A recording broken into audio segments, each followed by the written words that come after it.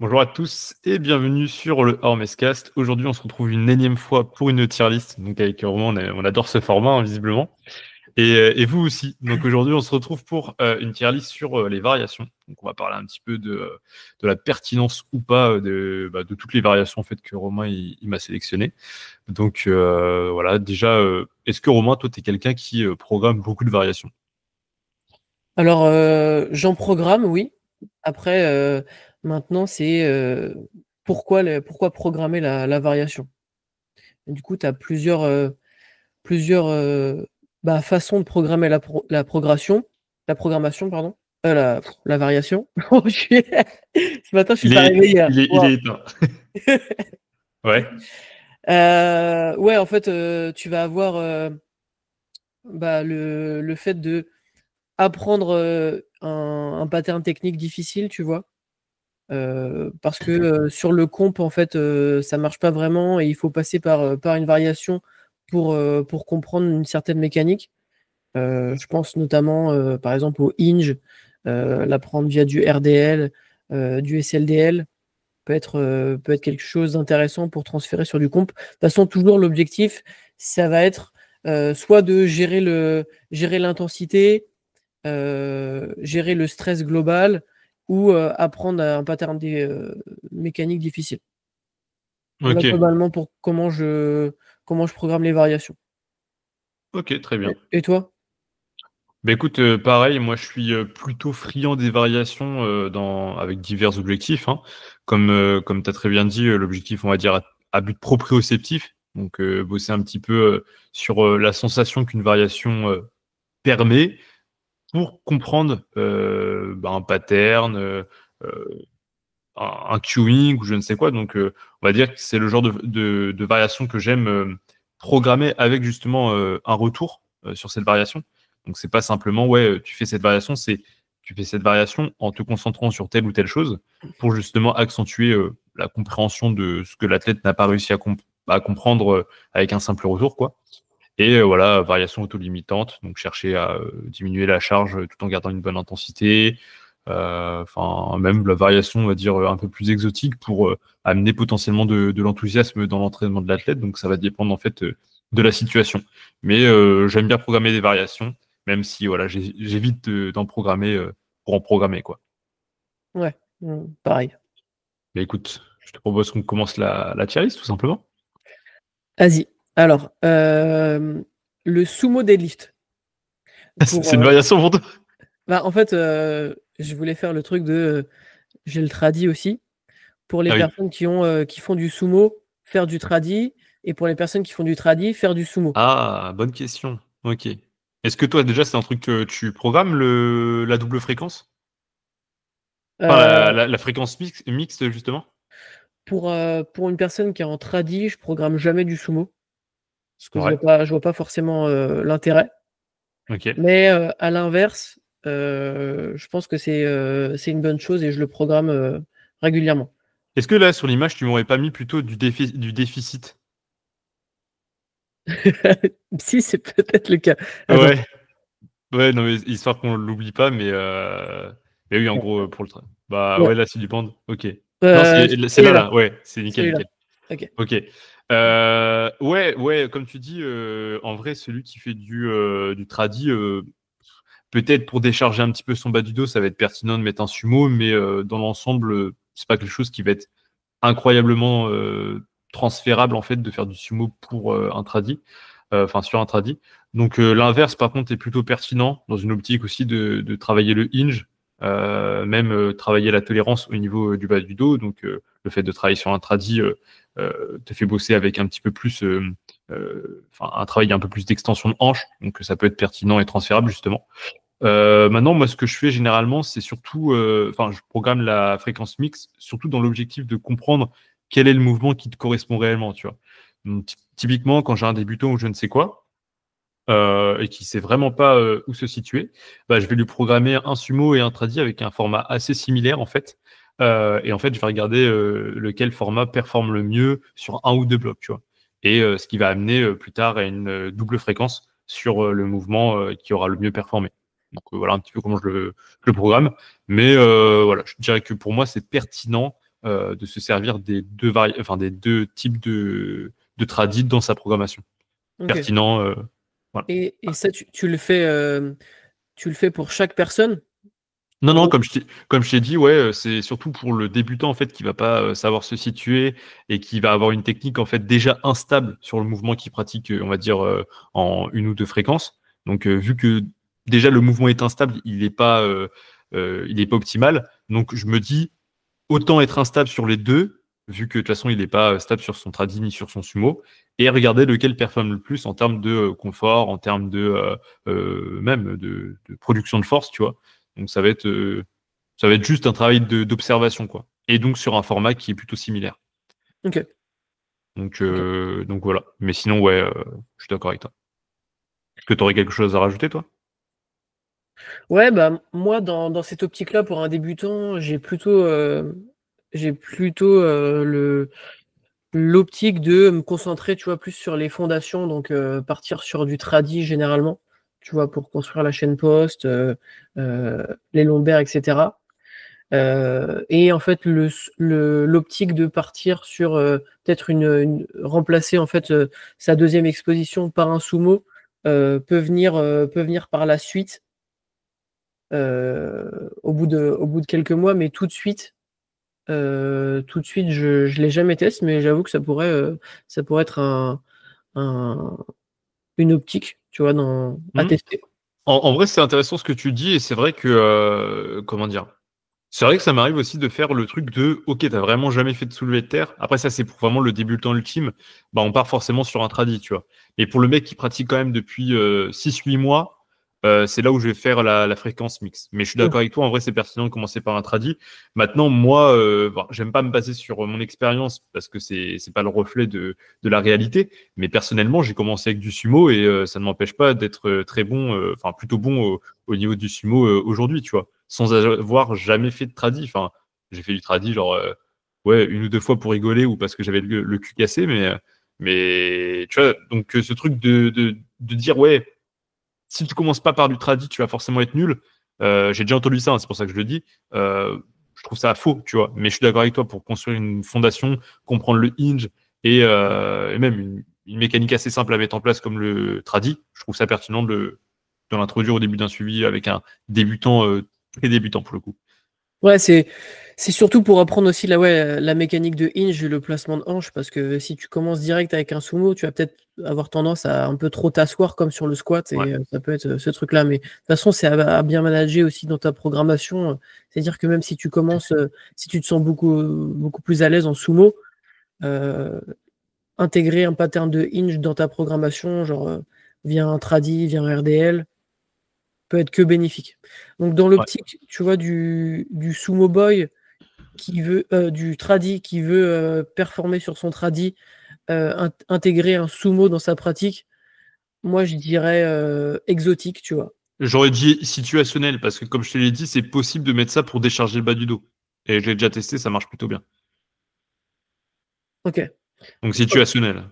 Ouais, situationnel, vas-y. Mais enfin, le truc c'est que si faut bien arriver à gérer la charge et les contraintes, parce que ça peut aussi influencer sur ton squat au niveau des adducteurs notamment.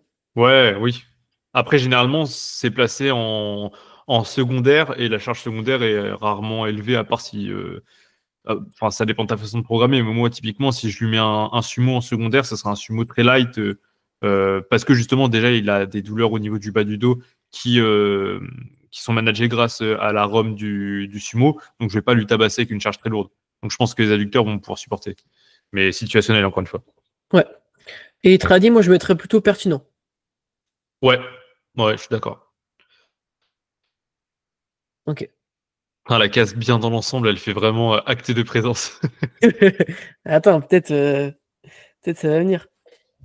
Alors maintenant, le déficit en tradi, ou même, Exotique, ou point. même en sumo. Encore plus en sumo, gros. Non, le déficit, vraiment, pour moi, c'est de l'exotisme pur et dur, tu vois. Euh, Déjà, c'est un pattern que tu n'auras jamais en compétition. Genre, jamais le sol de la compétition va s'effondrer sous tes pieds et tu vas te retrouver en déficit. Mis à part si tu t'entraînes dans la pire salle de France et que ta plateforme s'enfonce Je dis ça parce que j'ai mes athlètes qui s'entraînent dans une salle comme ça, où tu tires en déficit en fait. Mais non, non, globalement, j'ai déjà vu dans des programmations, etc. Et pour moi, déjà, ouais, peut-être dans un objectif à la limite de préhab, tu sais, bosser dans une amplitude un peu plus grosse, avec une charge bien, bien maîtrisée, etc. Mais en fait, la plupart des gens qui font du déficit vont défixer de ouf, tu vois.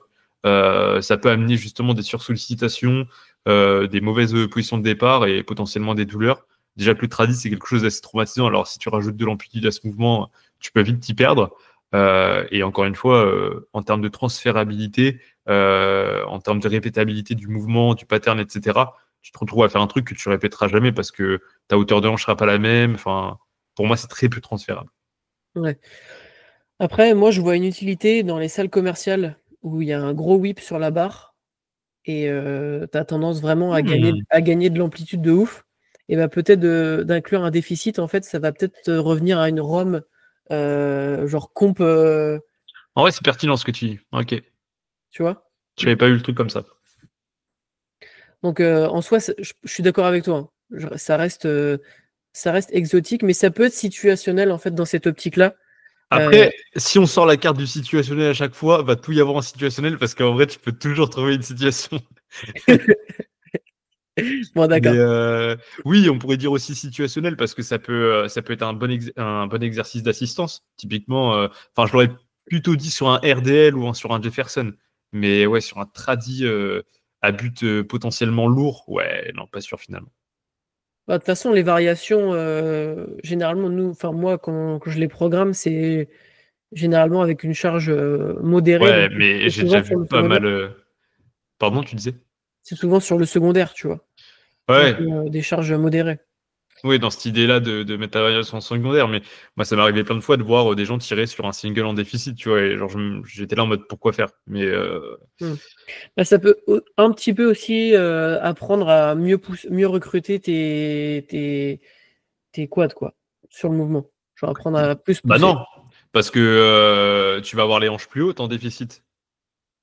Donc typiquement, enfin, pas typiquement, mais théoriquement, tu vas moins engager tes quads, justement.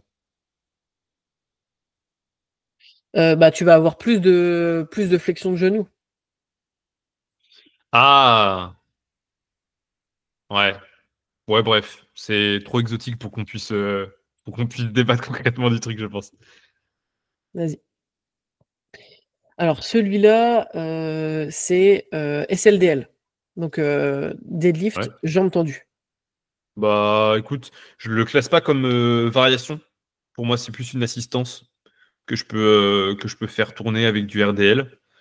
Je trouve ça cool en vrai. Je trouve ça cool pour intégrer un petit peu cette notion de verticaliser un petit peu plus les tibias et le placement des hanches. Pour les personnes qui abusent un peu de la flexion de genou, justement, de l'écart entre les tibias et la barre lors de la phase de wedge et de hinge. Donc ça peut être pertinent et puis c'est un très bon renfort globalement pour la chaîne post. Donc je mettrais dans pertinent en termes d'assistance en elle-même. Ok. Genre tu le programmerais pas sur un deadlift secondaire, par exemple. Non, sur un ternaire. Ternaire, ok. Ouais, ternaire est plutôt light en termes de RPE, tu sais, genre RPE 6-7, parce que ça peut vite être traumatisant pour le coup. Hmm. Et pour le coup, ouais, ça serait plus sur une programmation sumo.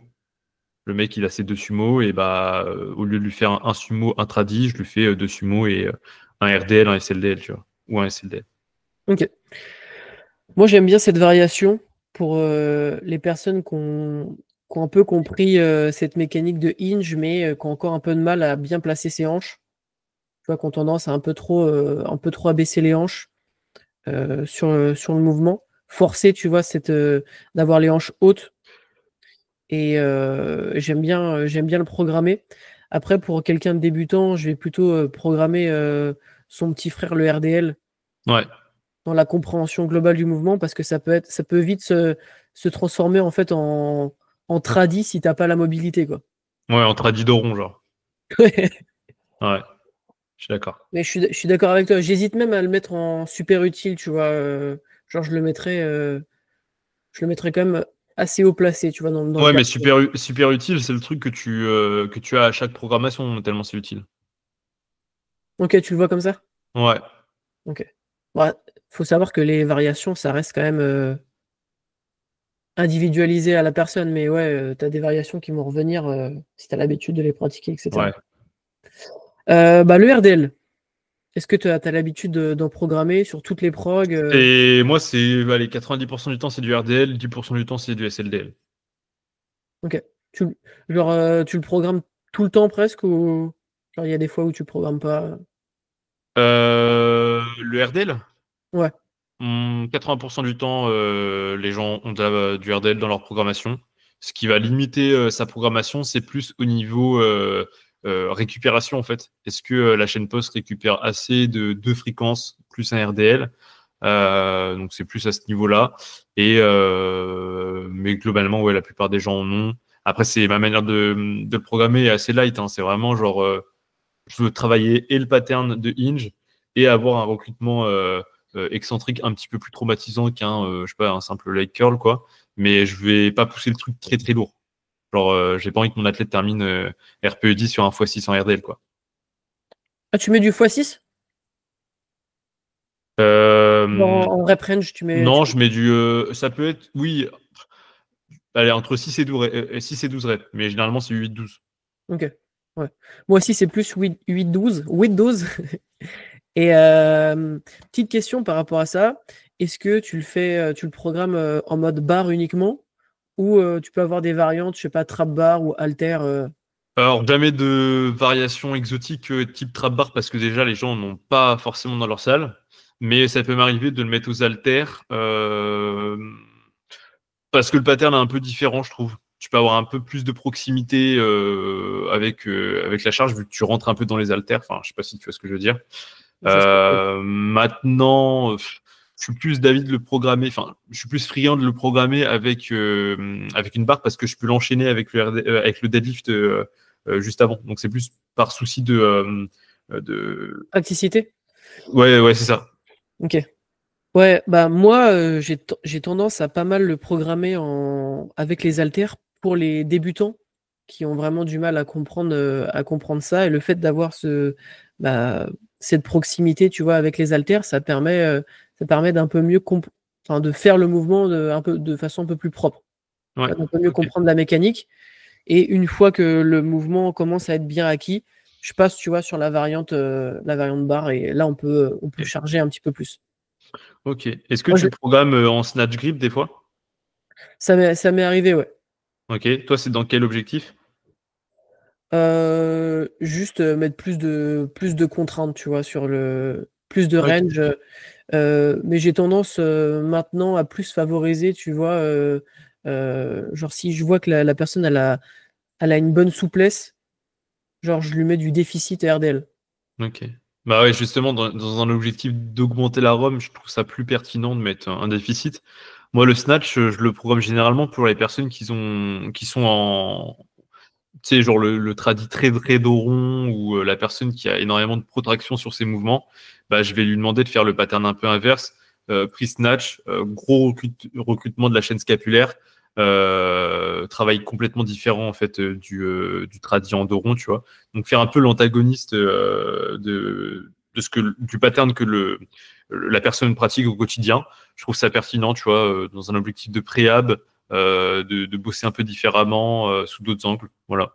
Ouais, Mais je le programme rarement pour la ROM. ouais, ouais. Mais du coup, ça va être un peu plus stressant au global qu'un RDL classique. Bah non, parce que ça va être auto-limitant. La personne va mettre moins lourd parce qu'elle a une position, une position de rétraction à tenir, ce qui va faire qu'elle va pouvoir mettre moins de charge potentiellement, si elle fait bien son snatch grip. Oui, Et ça va et je veux dire au se... niveau du dos. Bah, ça va dépendre parce qu'en soi, une rétraction scapulaire, c'est pas forcément très traumatisant. Par contre, si oui, elle se met en full extension au niveau du bas du dos, elle peut ressentir plus de tension, je suis d'accord. Hmm. Faut doser les deux, quoi. Ouais, Enfin, c'était dans ce sens-là que tu me posais la question? ouais. Ok. Bah, sinon, RDL, ouais, Moi, je le pertinent. mettrais super utilement. Ouais, super utile, vas-y. Allez. Euh, Alors, c'est lequel celui-là? Je crois que c'est le Snatch. Ah ouais, ouais, bah ouais, ça doit être le snatch, je pense. Bah, snatch, je le mets dans pertinent. Mais genre snatch, mais en mode deadlift. Juste deadlift. Ah, le snatch deadlift. Putain. Bah, exotique parce qu'en soi, on n'est pas des haltéros. Enfin, il y a un moment, tu vois, genre, prends ta barre comme tout le monde. Autant faire du déficit à ce niveau-là, tu vois. Non, non, en plus, Ouais, non, non, Ok, exotique. deadlift à une main. T'as vraiment mis ça? Non, j'ai failli ça. Mec, en vrai, Zero Van, le deadlift à une main, c'est vachement intéressant pour tout ce qui va être oblique externe. C'est pas un exercice d'anti-rotation, mais tu sens que tu luttes contre une force un peu différente. J'ai déjà testé, c'est vraiment pas mal, mais pas programmé en mode force. Plus programmé en mode EMOM, euh, avec en superset, enfin un truc un peu exotique. J'ai déjà testé, c'est pas mal. Non, c'est vrai? Ok. Ouais, ouais, mais c'était pas dans une prog power, c'était plus strongman. Donc, Ok. Tu vas créer des monstres hein, si tu dis ça. Moi, j'ai déjà testé, mais tu sais, juste pour rigoler avec les copains, tu vois. ouais. Euh, Après, moi, quand je parle de quelque chose, c'est quelque chose que j'ai testé, tu vois. Donc, il y en a, ils parlent beaucoup, mais la plupart des variations, en fait, ils en ont tellement parlé en mal qu'ils les ont jamais testés. Et du coup, ça fait d'eux des mauvais enfin, des mauvais critiqueurs. Je sais pas si ça se dit, mais tu m'as compris. Ouais, Moi, ouais. j'aime bien parler de trucs que j'ai testés. Ouais. Bah, moi, le snatch en mode deadlift, je l'ai jamais testé. Je l'ai juste testé sur du RDL. Regardez, ouais. Deadlift. Après, je te dis ça, mais si j'ai déjà testé, enfin, le snatch deadlift quand je faisais de l'haltéro lors de mon diplôme, tu vois. Hmm. Mais sinon, Deadlift élastique. Est-ce que tu as déjà bah, testé? pour moi, c'est exotique parce que l'entraînement en résistance, en fait, euh, en fait, c'est compliqué d'avoir un avis concret là-dessus parce que c'est tellement en fait situationnel finalement. Moi, j'ai un athlète, tu vois. C'est pas pour le deadlift élastique, mais c'est pour le deadlift, pour le bench élastique. Il réagit super bien à cette variation. Je sais pas pourquoi, mais en fait, quand il en a pas, il est gaze. Quand il en a, il est fort, tu vois. Et en fait, genre, je suis pas fan de ce genre d'entraînement. Je suis pas fan de me dire, ouais, je vais recruter telle portion du mouvement pour devenir plus fort sur ce positionnement-là, etc. Mais en fait, par moment, bah, ça peut être utile et tu ne sais pas pourquoi. Peut-être parce que ça peut faire un peu un effet potentiatoire. Le mec, il est tout le temps en galère sur ses locks à cause de l'élastique. Bah, quand il est confronté à un lock sans élastique, il est meilleur. Ok. Maintenant, le truc de je programme avec élastique parce que je suis nul au niveau du lock, bah, je te dirais plus, regarde ta position de départ, regarde si tu arrives à rester bien fixe, s'il n'y a pas de défixation, etc. Et à ce niveau-là, si vraiment tout va bien, tout est parfait, ouais, on peut tester, tu vois. Mais généralement, c'est juste que tu as une technique à chier et que du coup, tu as un lock à chier, tu vois. Je pense qu'il peut y avoir aussi un aspect placebo, tu vois, sur les variations. Hmm, je suis d'accord. En mode, je sais pas, genre, t'essayes de faire comprendre un aspect technique à l'athlète, tu lui mets une variation en plus, et genre, l'ensemble, tu sais pas si c'est ce que tu lui as dit, ou la variation, ou l'ensemble combiné, plus le fait que au niveau placebo, il fait un truc spécifique, il peut aussi mieux se concentrer sur l'aspect technique. Euh, Après, ouais. quel coach ne joue pas du placebo, en fait? Quel coach n'a pas compris que le placebo, c'était la meilleure manière de faire progresser un athlète? Ouais. Moi, je l'ai déjà expérimenté Hmm. et j'avais plutôt des bons résultats avec l'élastique pour le fait de continuer à pousser longtemps. Tu vois, j'avais tendance à pas mal être explosif, tu vois, sur mon démarrage Hmm. et après arrêter de pousser et passer en mode hinge. Et l'idée en fait, vu que la barre redescend, tu vois, essayer de toujours pousser avec tes jambes. Et justement, tu vois, genre moi, ce qui me paraîtrait être le plus pertinent, c'est de créer un système qui fait que ton démarrage est ralenti, justement, par un élastique. Et que quand tu arrives au niveau du genou, comme si l'élastique il s'enlevait et c'était à ce moment-là où il n'y avait plus de charge. Ouais, Parce mais que c'est pas justement, possible. mais c'est pas possible, tu vois. C'est pour ça qu'il y a le tempo. Mais tu vois, moi, un truc avec élastique que je trouverais plus pertinent que cette variation-là, c'est avec un élastique qui te tire. En gros, tu vois, imagine un mec qui fait du deadlift, un dumbbell qui est posé devant lui et un élastique qui est accroché du dumbbell à la barre en Oui, tension. la barre qui s'en va en avant, quoi. Bah, qui est tiré vers l'avant. Et en Qui gros, tire vers l'avant, ouais. cette variation-là qui pourrait t'obliger à justement contracter bien les lats pour garder enfin, une bonne proximité de barre, ça pourrait être intéressant pour une personne qui a vraiment zéro proximité de barre, etc. Zéro engagement au niveau du dos. Même si ça reste exotique, je trouvais ça potentiellement plus intéressant en termes de proprioception, etc. Mais l'élastique comme ça, ouais, non. Genre, pour moi, c'est juste rajouter élastique. Pour moi, c'est juste en mode tiens, mon chef, j'ai trouvé la variation qu'il faut, tu vois. Ok. Genre, bah, de toute façon, je vais être franc avec toi, je le programme à personne actuellement. Ouais, non plus. J'ai dû le programmer 4 fois dans ma vie, je pense. Je pense que je le mets en exotique. Vas-y, exotique. Tu sais, Si je- imagine à la fin du podcast, il y a un coach qui regarde dans exotique, il y a tout ce qu'il programme. Ruiner une carrière. Il y a tous les exotiques.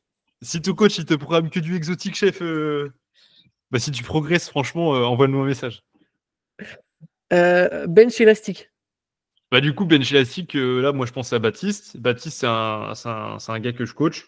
J'arrivais pas à le faire décoller au bench et tout. Il me dit, ouais, écoute, Max, j'ai bien réfléchi. Enfin, non, je lui posais plein de questions. Il me dit, ouais, bah, je pense en vrai, à l'ancienne, quand j'arrivais bien à progresser dans ma programmation avec mon ancien coach, il y avait du bench élastique. Et tu sais, j'étais tellement démuni face à la stagnation parce que j'avais tout testé. Hein. Enfin, tout testé. Voilà. J'ai fait, bon, vas-y, on va mettre du bench élastique. Et je sais pas pourquoi, mais là, genre, il progresse. Je lui ai juste mis un bench élastique en secondaire, tu sais, le format basique et tout. Mais bon, bah, voilà. Des fois, il faut laisser place aussi un peu à l'instinct, au placebo, je sais pas. Parce que toi, c'est pas une variation dont tu es fan de base. Comme je t'ai dit, remplacer, enfin, complexifier une partie du mouvement parce qu'on est nul dessus. Ouais, encore une fois, la potentiation, tout ce que tu veux, mais généralement, c'est technique, tu vois. Maintenant, ce qui peut être intéressant avec le bench élastique, si la résistance est assez importante, c'est ce truc de tu peux pas perdre le contrôle, en fait. Si tu perds le contrôle, t'es mort. Genre, tu te fais entraîner vers l'avant. Ouais, En fait, ça exagère tes défauts techniques. ouais, c'est ça. En gros, si tu es passif à un moment donné du mouvement, Ouais, tu te fais direct avoir. ouais, c'est ça. C'est ça. Donc ça peut être intéressant en ternaire, genre sur un bench vraiment pas spécifique, de bosser sur ça, un ou deux blocs. Mais tu vois, c'est un peu pareil avec le tradi, tu vois. Ouais, mais le tradi, pour moi, c'est un mouvement tellement brut que, en fait, si tu réfléchis à ton gros orteil et à ton placement de l'auriculaire, t'es mal barré, tu vois. Le bench, faut que tu aies cette conscience pendant le mouvement. Alors qu'au terre, en soi, je sais pas, garde ta proximité de barre et basta, tu vois, genre tire dessus. Je trouve que c'est pas la même chose. Ok. Et donc, genre, tu le placerais plus, tu le placerais genre en situationnel comparé en exotique, toi, le. Ouais, je pense. Ok. Ça me choque, moi, en tout cas. Moi, je t'avoue, je crois que je l'ai utilisé une fois, ou même pas. En fait, simplement parce que je trouve que c'est trop galère à mettre en place. Oh, tu mets l'élastique de chaque côté d'épine et t'es bon, hein. Après, moi, je serais peut-être plus favorable à un bench avec chaîne. Ok. Pour le coup, Dans la même optique. dans la même optique, mais en termes de mise en place et en termes comment dire, en termes de variation de en gros, c'est plus linéaire. L'élastique, généralement, c'est très simple et d'un coup, ça devient très compliqué. Hmm. Là où les chaînes, ça va être beaucoup plus diffus, en fait. Ouais, je vois. En fait, la Mais courbe de résistance va être. Ouais. j'ai jamais testé ça. T'as testé, toi, déjà, Non, chaîne? enfin, c'était pas vraiment des chaînes, mais si, ouais, on va dire ça. Ok. Ouais, je suis d'accord avec le situationnel.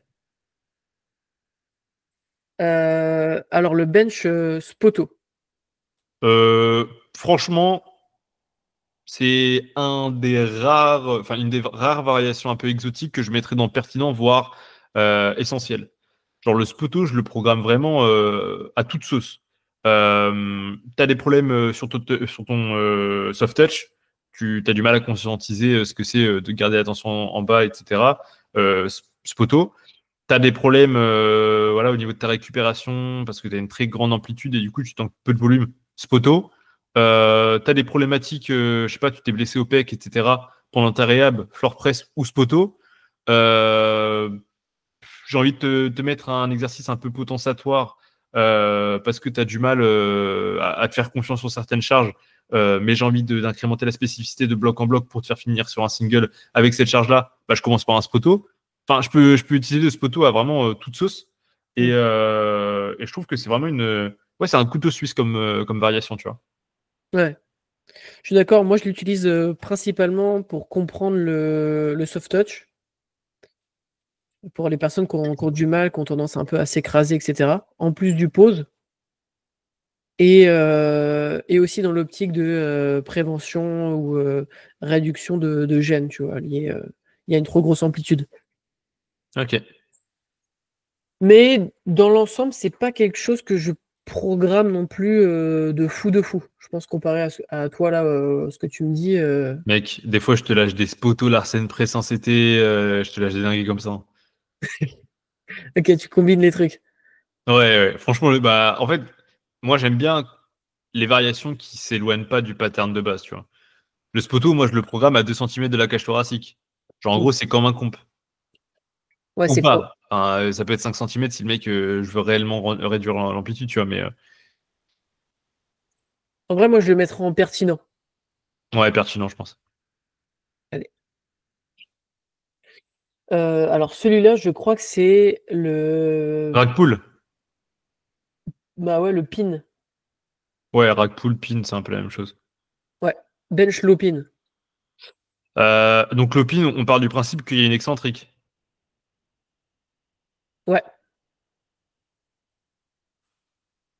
En vrai, situationnel, mais ça fait un peu lien avec enfin, pas avec le spoto, mais En gros, tu t'arrêtes à peu près au même niveau qu'un spoto programmé à ouais. 3 cm, quoi.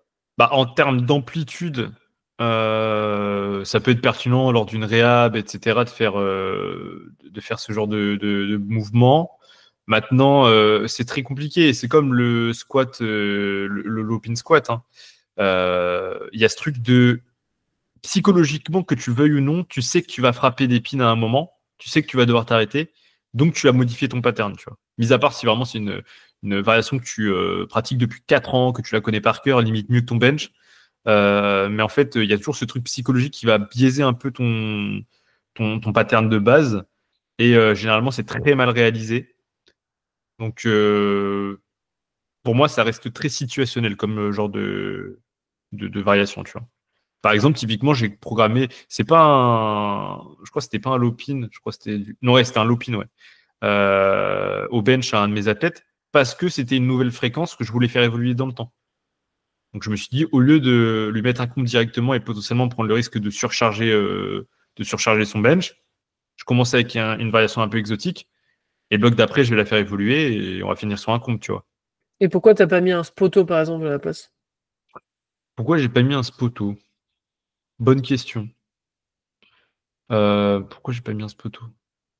Je ne sais pas, honnêtement. Je n'aurais pas de réponse. Je n'ai pas réfléchi sur le moment. Je me suis dit, ok, variation auto-limitante, un peu exotique, et j'ai mis ça. Ok. Parce que dans l'idée, c'est un peu la même chose, tu vois. C'est Enfin, pas, euh, c'est pas pareil. Tu as beaucoup moins de tension en bas du mouvement sur la claque, étant donné que tu es, entre guillemets, relâché, tu vois. Enfin, pas vraiment, mais ouais. il y a un maintien en bas, tu vois. Après, est-ce que t'as tendance à dire faut garder ta tension ou genre tu te Ouais. relâches complètement? Non, non, je dis, en gros, t'imagines que les pins, ils sont en verre, euh, donc très, très fragiles. Et si tu t'écrases dessus, bah, tu vas casser les pins. Ok. Mais ouais, oui, sinon ça peut être intéressant pour les personnes qui ont du mal justement à conscientiser la production de force, le fait d'enfoncer aussi son dos dans le banc pour pousser, le fait de repousser en fait la charge, bah, ça peut être intéressant d'avoir un moment d'arrêt en bas où en fait tu te retrouves sans tension et tu es dans l'obligation justement de jouer avec cette poussée en fait, euh, et ça peut être pertinent aussi le coup pour ces personnes-là, quoi. Je pense que ça peut être pertinent pour des personnes qui ont vraiment des gros problèmes de trajectoire et t'as tout testé et, euh, et d'essayer d'un peu plus conscientiser sa trajectoire, tu vois. Parce qu'en Genre fait, la trajectoire en sortie de claque. non, sur l'excentrique. Bah, en quoi Oui. ça va la changer? Il va juste faire une trajectoire de merde en s'écrasant plus en bas, quoi. Non, parce qu'en fait, si tu vois, quand il va descendre, si, s'il descend un peu trop haut, bah, il va direct le sentir quand il va pousser. S'il descend un peu trop bas, il va aussi le sentir. Ah. Et du coup, vu qu'en fait, il est obligé de marquer un temps d'arrêt à ce moment-là, et bah, tu vois, il va directement devoir jauger en mode ah là j'étais pas bien, tu vois, là j'étais trop haut, là j'étais pas assez haut, tu vois, Ouais, ça sur ce reste critère. très situationnel, je suis d'accord, mais ouais. Alors que le mec qui sait pas jauger sa trajectoire, il veut faire du spoto, mais il peut faire un spoto où il s'arrête là, ou Après, où il s'arrête là, tu vois. je peux très bien te mettre un tempo concentrique type 3-1-3, ça sera le même effet. Si tu descends trop bas, quand tu vas repousser ton 3 secondes de remontée, tu vas galérer. Donc ouais, ça reste quand même. On peut faire autrement. Ouais, je vois ce que tu veux dire. Donc moi, je mettrais dans situationnel, parce que ça m'est déjà arrivé de le programmer. Donc vas-y, moi je programme pas des trucs exotiques en fait. Mais ouais. Moi, j'ai pas tendance à le programmer. Après, c'est super compliqué de le programmer. La plupart des gens s'entraînent à Basic Fit ou à Fitness Park dans des bancs sans sécu. Donc déjà, ça c'est chiant. Faut aller dans un rack ou je sais pas quoi. Et même dans un rack, c'est chiant de trouver la bonne hauteur. Enfin, c'est pas une mise en place ultra simple. Ouais, il y a ça aussi. Alors celui-là, je crois que c'est ah non, c'est Bench Touch and Go. Ah bah ça, pareil, c'est super situationnel. Mais moi, il y a pas très longtemps, Laurie, si tu passes par là, j'avais une de mes athlètes qui a énormément de mal en fait à comment dire, couper le cerveau sous la barre, se faire confiance, etc. Et je me suis dit, je vais tenter un format touch and go où en fait, je lui laisse plus le temps de réfléchir. Tu descends, tu remontes, tu descends, tu remontes, tu vois. Ça n'a pas méga bien marché parce que en fait, elle était encore plus perturbée par le fait de comment dire de se concentrer sur le fait de ne pas perdre sa trajectoire. Enfin, en gros, l'objectif n'a pas été réussi. Mais je pense que sur un autre profil, ça aurait pu fonctionner, tu vois. Parce que j'ai déjà fait au squat, genre du touch and go en mode je descends, je remonte, enfin tension continue, quoi. Et ça avait super bien marché dans cette recherche en fait de couper le cerveau. Donc la seule fois que je l'ai testé, ça a pas marché. Mais je pense que ça aurait pu marcher. Mais sinon, ce truc de manger un petit peu plus de volume. Typiquement, faire un x8 ou un x9, 10, 11, 12, un peu plus lourd que d'habitude, grâce au touch and go, tu vois. Ouais. Après, après, je pense que il y a plus de chances que ça marche sur un squat parce que t'as pas le côté pause nécessaire en comp. Tu vois, sur le squat, tu dois pas poser enfin, Ouais, tu non, dois. non, mais là, oui, mais dans un objectif de couper le cerveau, enfin, c'était ça l'objectif. C'était pas en mode de travailler sur un mouvement au standard, etc. C'était plus en mode me montrer que je peux aussi, pendant ma série, laisser mon corps faire le taf, entre guillemets, tu vois. Ouais, je vois. Mais du coup, on s'éloigne un peu de la spécificité, genre, tu vois, sur du Ah touch. ouais, non, c'est pas l'objectif. Ça, Ouais. on est d'accord. C'est pas l'objectif d'être spécifique sur cette variation. C'est plus, encore une fois, une variation situationnelle, comme indiqué. Ouais. Et Mais moi, j'aime bien garder des variations qui s'approchent quand même de la spécificité. Et du coup, je préférais, tu vois, programmer un touch and go, mais avec limite une mini pause, tu vois, au lieu c'est pas un de. touch and go, du coup. Enfin, On s'entend, hein, quand je dis touch and go, c'est pas bench trampoline, je m'écrase en bas. C'est un peu ce que je fais moi sur mes séries longues. ouais, c'est ça, genre, il y a quand même Il y a un contrôle, il y a une stabilité en bas en fait. il y a une stabilité. Ouais. Du coup, ça, c'est important aussi de la spécifier, parce que tu vois, genre, les gens, ils vont Ah faire, ah oui. bah, touch and go, tu vois, Ah oui, non, non, non. Je c'est suis ce que je d'accord veux avec dire. toi. Ouais, ouais. Genre, avoir un touch and go où en fait, tu as quand même un contrôle en bas, je trouve que c'est intéressant, ouais, dans l'optique de peut-être faire du volume avec un peu plus de charge Ouais. et conscientiser un peu mieux le mouvement et avoir moins un côté un peu plus fun, tu vois. Parce que c'est vrai que le comp où tu dois tout le temps poser, tu vois, ça peut être un peu rébarbatif et avoir le petit truc en mode vas-y, j'en vois un peu plus, tu vois, c'est un peu plus fun quand même. Ok. Je vois ce que tu veux dire. Donc en vrai, moi je le mettrais, si c'est programmé comme ça, je le mettrais bien dans l'ensemble, tu vois. Qu'est-ce que t'en penses? J'aurais mis situationnel quand même. Parce que je le programme vraiment une fois tous les 4 mois.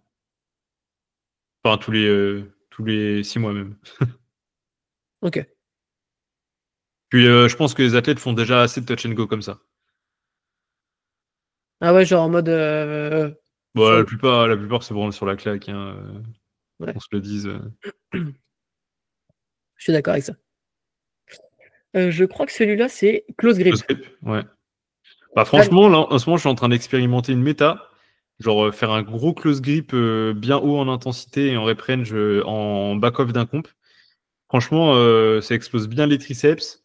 Donc, sur le côté, on va dire renfo, ça peut être pertinent. Surtout pour quelqu'un qui n'a pas accès à une chest press ou un exercice comme ça.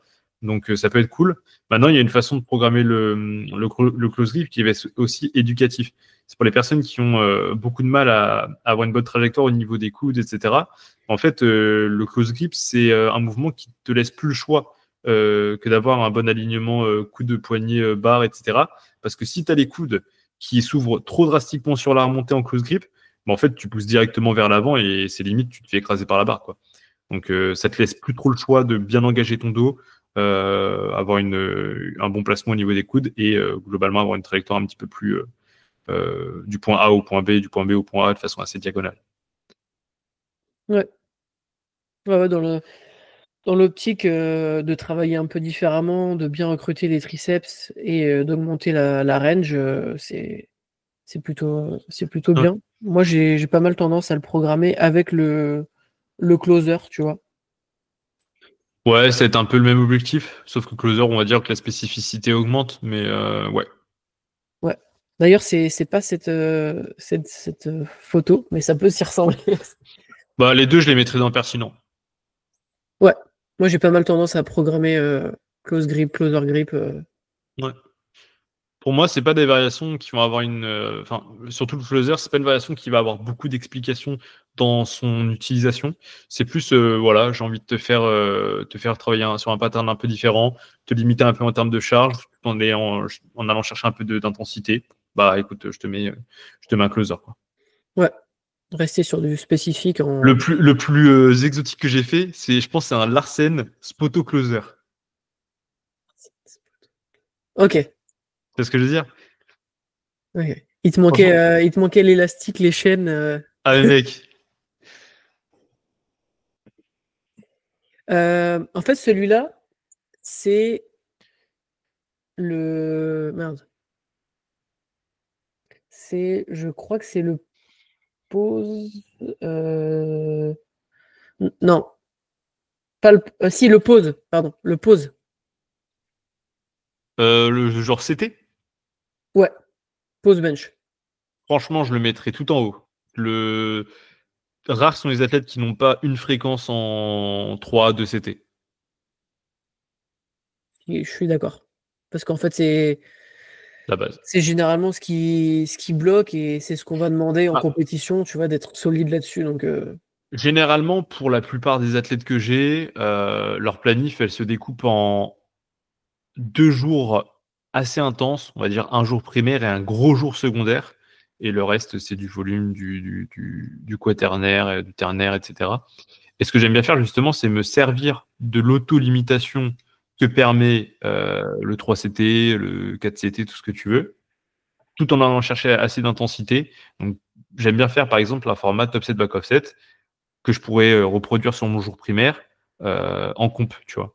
Donc, un top set, back offset en 3CT, et le jour du primaire, bah, pour augmenter la charge, tout en gardant une intensité à peu près similaire, passer en comp, tu vois. Et donc, le 3CT va avoir cet objectif-là de permettre une limitation de la charge tout en gardant de l'intensité.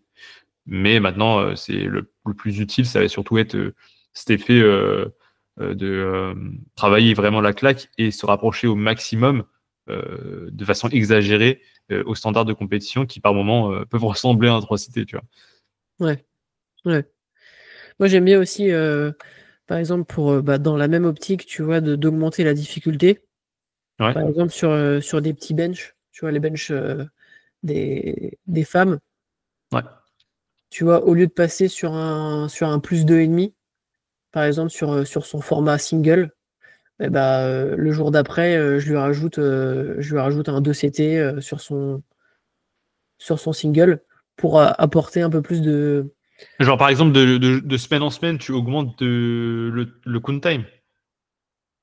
Ouais, je peux augmenter le count time et je peux faire par exemple, je sais pas, imaginons single à 50, 2 CT à 50 et après Ouais. je passe en 52 comp et après 52 2 CT.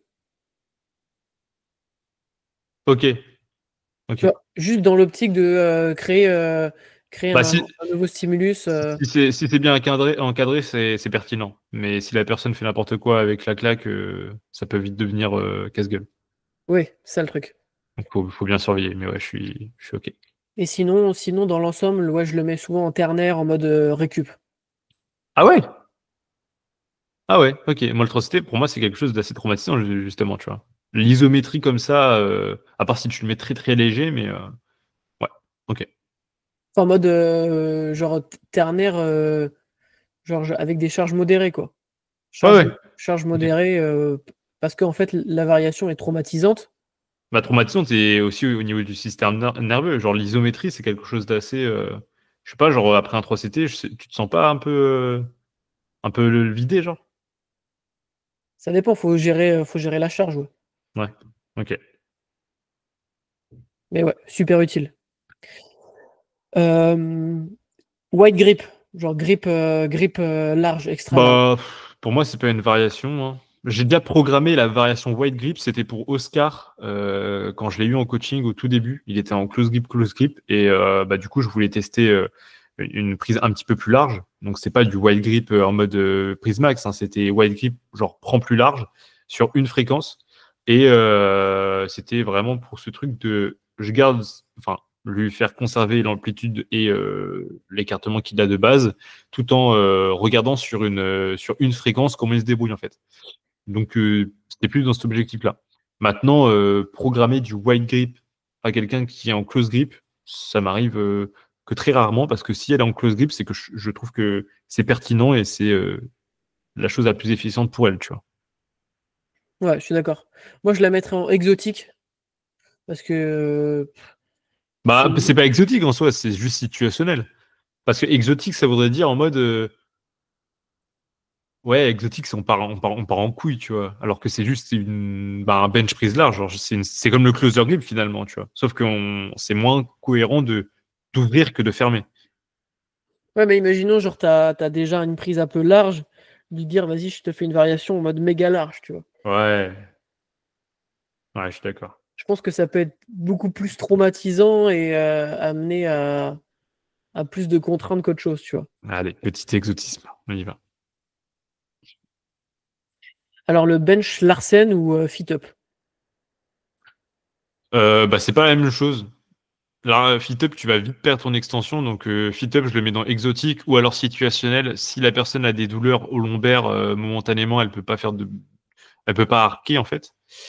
Et le Larsen, je le mettrais dans pertinent, voire même tout en haut, parce que c'est une variation qui va être géniale pour pas mal de choses. Stabilisation du tronc, euh, le fait de travailler sur le fait de conserver son extension thoracique, euh, amplitude qui est un petit peu plus grosse qu'en comp, donc Ouais, travail un peu différent. Et tout simplement bah, l'autolimitation que le leg drive en moins en fait amène. Donc ça peut être pas mal modulé au niveau de ta programmation. Ça peut amener pas mal de choses intéressantes. Donc vraiment pareil couteau suisse comme variation. ouais, je suis d'accord avec toi. J'aime beaucoup le programmer, surtout sur le côté bah ouais, stabilité et optimisation du placement. Parce que si tu es mal placé en Larsen, bah tu Bah t'en tu chies meurs, sur le mouvement direct. c'est ça. Et puis pour faire comprendre aussi l'intérêt du leg drive, parce qu'en fait, si tu te rends compte que le mec qui performe aussi bien sur son Larsen que sur son comp, c'est peut-être que au niveau de son leg drive, sur son comp, il peut peut-être s'améliorer là-dessus. Et aussi dans l'optique de laisser un peu tranquille son dos, tu vois, son bas du dos. S'il a tendance, tu vois, à avoir beaucoup de fatigue là-dessus, avoir un bench où il n'a pas en fait à sursolliciter son dos, ça peut être bien, Ok. bas du dos. Ok. Alors, mon chef, est-ce qu'on ferait pas une pause dans le podcast pour le couper en deux, là? Ok, vas-y, on peut. Pour donner envie aux auditeurs On de a se combien de rendre. temps, on a combien de temps là? Je sais pas, on a commencé aux alentours de. Ouais, je pense qu'on a 1 heure à peu près, là. Vas-y, ça peut être cool. Mais écoutez, si vous avez bien aimé cette première partie du podcast, n'hésitez pas à vous abonner pour voir la suivante, qui sera du coup lundi prochain. Donc, on met un like, on s'abonne et on continue à donner de la force sur chacun des épisodes, pardon, du Hormescast.